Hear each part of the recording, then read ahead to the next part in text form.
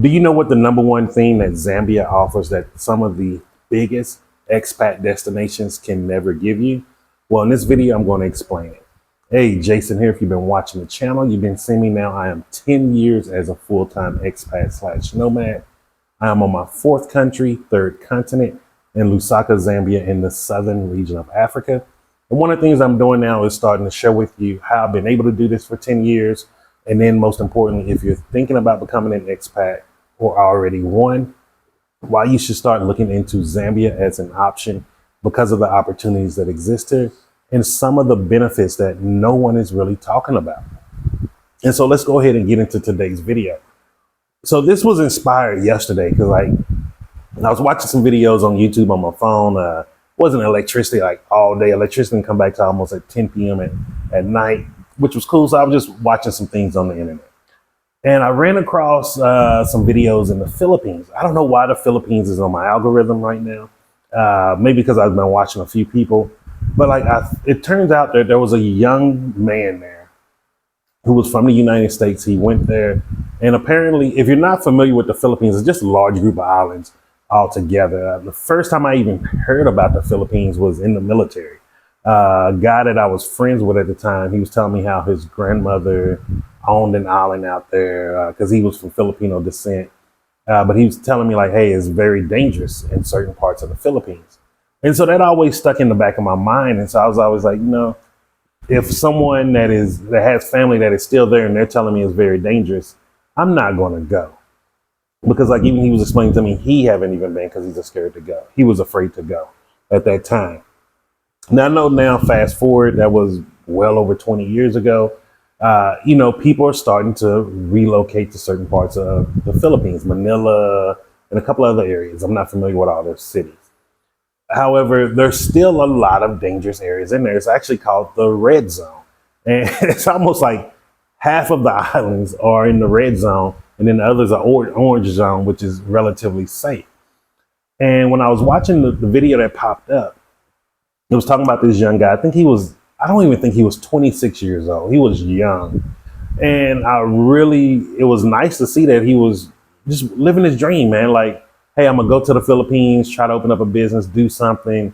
He was living like a local. He wasn't living in the greatest conditions, things like that, because he was in those red zone areas. And the first thing the video said was, he's one of the few tourists that ever been there, or Americans, Westerners living there. And he said in his video, like, he's never seen another Westerner since he's been there. And it was like a year. And I was like, yo, red light started clicking. I'm like, something's not right there. If tourism isn't going there, something isn't right. And just fast forward to speed up the story. This young guy in the middle of the night one night, he was taken out of his house where his wife was at, held at gunpoint, and they shot him. And he was unalived. Unfortunately, he did not survive that. And it was sad. And then I started going down the rabbit hole, some videos saying how he put himself in worse situation than he should be. People were calling it loan shark, but I don't think people understand like certain terms, certain things you're doing it doesn't mean that's what the person's doing. He was doing micro lending, meaning he was lending out little sums of money to people and they will pay it back with an interest. It's called micro lending. It is a very great business that you can do in a lot of different countries, especially like Botswana, South Africa, and Zambia. However, in the Philippines, an area he was in, it put him in direct competition with some of the criminal entities out there who would loan different businesses money and strong arm them to get high interest yields. And it ended up costing him his life. And it was really sad. I'm like, not only is he no longer on the earth in this physical form, his wife is probably traumatized from it. The people who were in the surrounding area was probably traumatized from it. And his family's traumatized from it. And then it started making me rethink, recall some memories. And then I was like, man, you don't have these issues in Zambia like that. And I'm going to be honest, like there's things that happen here. There's petty crimes, things like that happen. In certain areas, there's house break-ins. But like no one's coming and kicking down your doors with guns. That level of violence isn't here. And if it is somewhere, you don't see it. And I'm not saying that to be funny or just prop up Zambia. I'm just being honest here. And if you're a Zambian, like, please let people know in the comments, like, one of the things that these African countries are not doing, they're not broadcasting the good about their countries. Everybody want to talk about like, oh, some things are third world, oh, this happened, load shedding, this and that.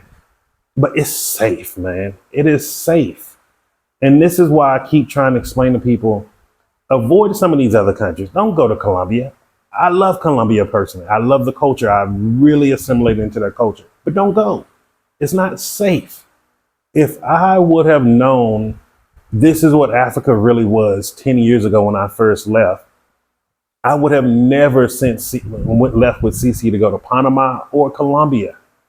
Those places, yeah, they're very, very much safer than living in the United States. However, I didn't know there was places even safer. And that is what I'm talking about. Like, if you notice anything about my videos, I'm always talking about safety and legality. Like, I want to be in a country where there are legal laws. I want there to be repercussions for people who do things illegal. Like, I'm not trying, one of those people saying, hey, let's live in a free society, do what you want to do. No, I want to be in a place where there's legal repercussions to your actions. And yes, I'm in a country where some of the things that I like to do are illegal here. However, I can go without doing those things. I can go to another country not far away where it is completely legal, go there for a month or two, and then come back. But I want to be in a place that's legal. And I'm pretty sure if you're following my channel, you're probably much like me. Like, you want to be in a place that's legal. You want to be in a place where you can legally do things. You don't have to worry about being ripped off completely. You don't have to be worried about your safety. Like, you leaving your home country to try to better your life, which is going to help better the people. Because let's be honest, anybody who took one of his microloans, it most likely helped their business. It gave them an opportunity where they couldn't get government backed loans. There wasn't no banking facilities out there in those remote areas. And this young kid was trying to do good in the world.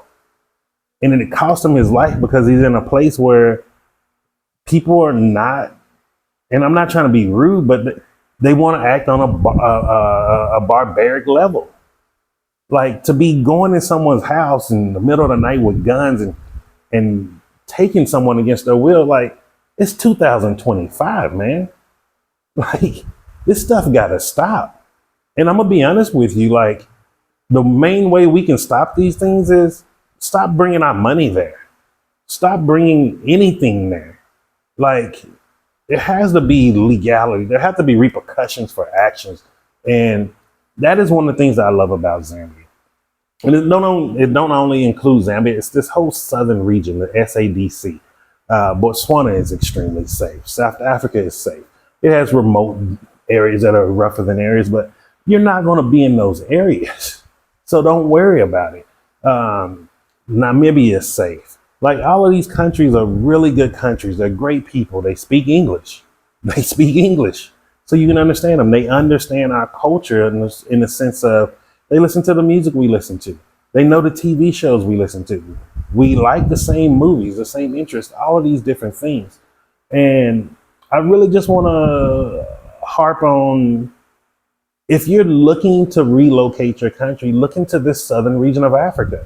Now, I know I don't usually pitch it this hard, but like, after watching that video, man, I don't want to see another person that's leaving their home country to go try to not only create a dream for themselves, but to help people in that new country, and they're losing their lives.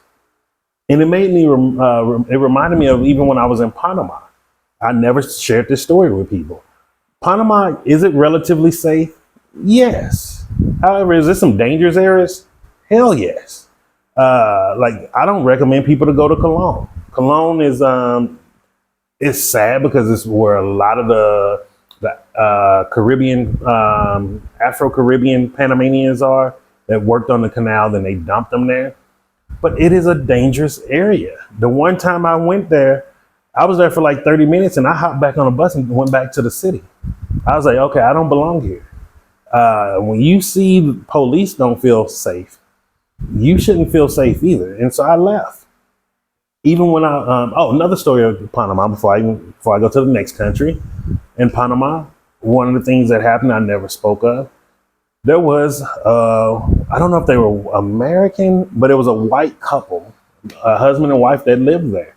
And I think this happened like 2 weeks before I had moved to the country. And it wasn't too far from where I was living because I was in Bejuco.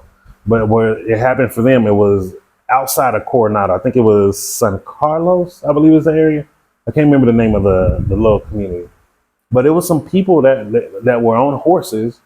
They somehow somebody were watching these people. They knew their houses, knew their car, and they set them up. And they just started shooting at them on the highway. And thankfully they survived. But guess what happened? By the time they got out of the hospital and got back home, their complete house was ransacked. Everything was stolen. Like, you don't hear about these things in Zambia. I'm in a gated area. There's 4 houses on this compound. Once 6 p.m. hits, 1800, people are not even on the street here. People are not driving here. If you don't live here, you don't have a reason to come through here. There's security guards at both of the gate entrances. Plus, there's a roving security guard that's in a car that drives around to make sure things are safe at night. And you come here, you would look at it and be like, man, it must be dangerous. But security is something that's very important in Africa, and that's in the southern region of Africa. I can't speak of the whole continent. Southern region of Africa, the security is very important, and I love that. I'm not here to live some crazy life. I'm not here to deal with criminal entities. That's not what I'm here for. Even in Colombia, like they tell people, like if you want to open up a business there, you might get what's the word? Where you get words slipping out of my tongue. Where you might the gangs might extort it. Like, do you really want to focus on those things, man? Like, please listen to me on this. If you're seriously thinking about becoming an expat, or if you even already won, go to countries that are safe. I know you see all of this negative publicity on Africa, all of this poverty, this third world. I'm telling you firsthand, it's nowhere near as bad as how the media portrays Africa. And I wish the African governments would start coming together and producing their own media content to help let people see what Africa really is. This is one of the reasons why I want to actually go to the Ministry of Tourism, just to see if I can get full access to be able to film throughout the entire country. Like, I want people to see the beauty that's here. I want people to see the safety that's here, see the love that's here. Like, are there a few bad apples here? Yes. But guess what? You're not going to those areas. Like I tell you, and I hate using this word, but the shanty compound, that's supposed to be the real bad area, not far from Comesa. I don't go there. I've never been there. I've never even went up that street. No one here is going to take you there. No one here is going to recommend for you to go there. Like, that is the thing that I love about Zambia. People are not trying to be in dangerous areas. People are not trying to be out in anything dangerous. People are too busy fighting for their lives here. People are trying to provide for their families. People are trying to help, reach that next level. And like, these are the type of countries you want to be in, where people are going for the next level. They're looking for the future. They're trying to better themselves. Because when you're around a bunch of people that are trying to better themselves, not only are they going to be providing you with opportunities like, hey, maybe you can look into this. Hey, maybe you can look into that. But also, they don't have time to be doing criminal things. They don't have time to be looking at you with envy and jealousy, like, oh, he got this, oh, she got that, and trying to take from you. You don't see that here. Like I said, there has its issues here, but I have never once felt threatened or felt my life could be taken here. Like, you come here, you have true freedom. Even when in dealing with the police and laws and stuff like that, if you're a law-abiding citizen, you're not going to have problems. No one's going to come in and plant something on you. No one's finna come and, make it seem like you're doing something that you're not doing. If you go to jail here, you're guilty. Like, you're guilty here. And so, like, really think about that. Like, because I just don't want to see any more videos about people trying to live their best lives and then they're getting unalived over stupid stuff. And for them to unalive that young kid at such an age, when just imagine if he could have made it another 10, 20 years, how could that village have probably changed in the Philippines? How many families probably could have done something better, sent their kids now to the schools in the city or got better jobs? Like, we got to start thinking generationally now, man. Like, and sometimes some people who are trying to do some of the biggest impacts, their lives are cut so short, and it's just sad. And so that's why I'm really, this video is probably the strongest I have ever fought and sold for people to just come to Africa, this southern region. You can start out in South Africa. And let me break it down. South Africa, if you need more of the complete Western lifestyle to where you're not missing nothing from the United States, start in South Africa. It can be Cape Town or Johannesburg. Either one, you're not going to go wrong. Or Pretoria also. If you want more of a retirement type vibe where you can just sit back, relax, have good weather, be around good people, but it's not overcrowded, go to Botswana or Namibia. If you want to start businesses, start developing land, building land, purchasing land, come to Zambia. I'm just going to be honest with you. And just look at it from that way. But either way you go, you're not going to be picking a bad place. Man, like, if you only knew how great this southern region of Africa was, words cannot express how good it really is here. And you need to experience it for yourself. If you have any questions or comments, leave them down below.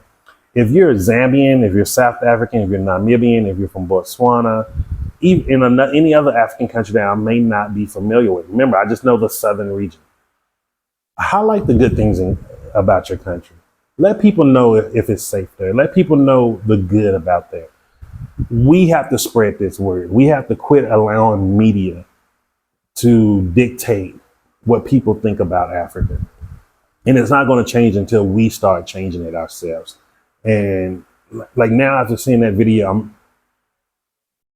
because the rest of this month is booked, but next month I'm actually going to email Ministry of Tourism today and see if I can get a contact. If you know a contact here from Ministry of Tourism, could you please pass me their information? Because now I'm more motivated than ever to start promoting Zambia in Africa. Even if it's Ministry of Tourism in South Africa, Botswana, Namibia, I'll come visit the country and just highlight everything. Like, I don't mind, but we need to start telling people the truth about Africa.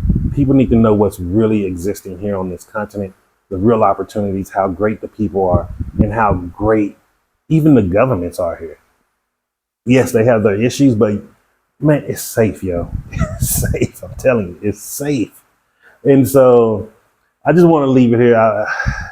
This was weighing heavy on my heart all night last night, because even in my dreams, I was just going through and I was just like, if I don't do this video, I would feel responsible if I saw another video of someone who just became an expat and they were unalived. Because yes, there's all these videos about countries where you can live on $500. You can get a rent house for this. You can get a house here a month for about $200, $200 to $400. Let's be real. And we're talking about great neighborhoods.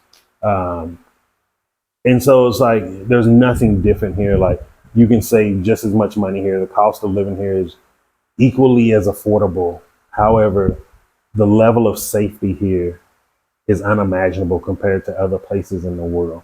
And so just wanted to share that with you. I have a few things going down this month. I am going to be going to a couple of car dealerships, highlighting some things. Just found out BYD is actually out here in Foxdale. So I'm going to go out there to record, see what their vehicles look like, see what the cost is of those vehicles too, so I can share that with you. GAC, which is another Chinese manufacturer that's moving here, they should be here by the end of the month. So I'm going to go and check out their cars. They even doing payment plans. It's crazy. So I'm going to get all of that information and share with you. And just remember this, I'm Jason, and success is simple once you know how.